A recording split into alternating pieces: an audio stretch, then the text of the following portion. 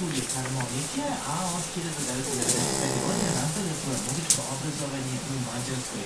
Svirao je i komponuje muziku za nekoliko filmova i pozorišnih predstava, član je nekoliko etno jazz grupa, a vodi i trio za koje je nastupao širom Evrope.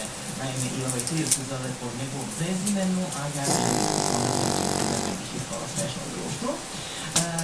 Dakle, nastupila je sa mnogim pozorišnim muzičarima, a kada je Boris Kovač u pitanju, vrlo dobro znate da koncertuje predstavu za evropski muzični spektakl. Naime, uz njega su uvek briljantni muzičari, performansa, pozornici, izvod sjajno.